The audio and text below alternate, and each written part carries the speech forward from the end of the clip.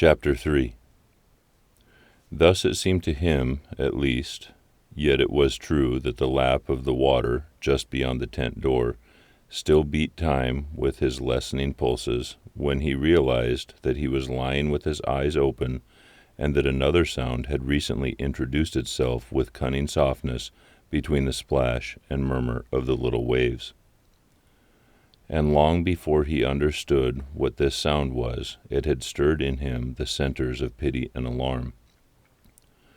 He listened intently, though at first in vain, for the running blood beat all its drums too noisily in his ears, and did come, he wondered, from the lake or from the woods.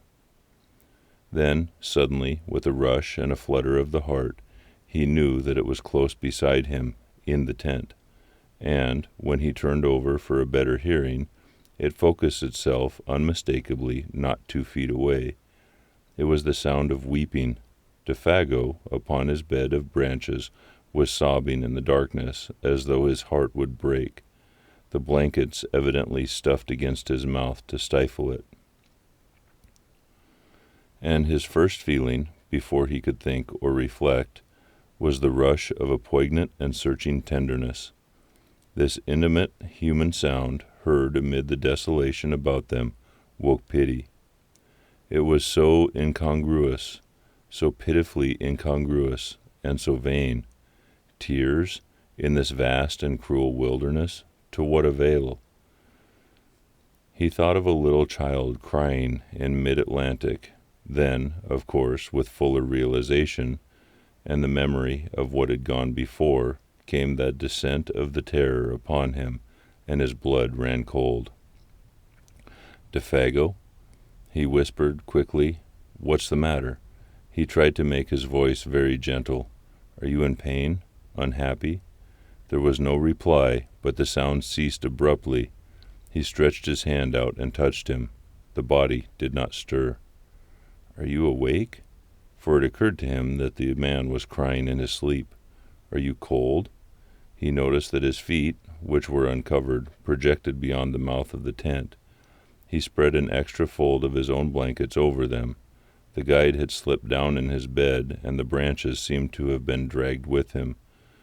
He was afraid to pull the body back again for fear of waking him.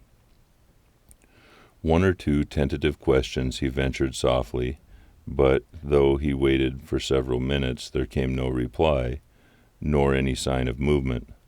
Presently he heard his regular and quiet breathing, and putting his hand again gently on the breast, felt the steady rise and fall beneath. "Let me know if anything's wrong," he whispered, "or if I can do anything. Wake me at once if you feel queer." He hardly knew what to say. He lay down again, thinking and wondering what it all meant. Defago, of course, had been crying in his sleep. Some dream or other had afflicted him, yet never in his life would he forget that pitiful sound of sobbing, and the feeling that the whole awful wilderness of woods listened. His own mind busied itself for a long time with the recent events, of which this took its mysterious place as one, and though his reason successfully argued away all unwelcome suggestions, a sensation of uneasiness remained, resisting ejection, very deep-seated, peculiar, beyond ordinary.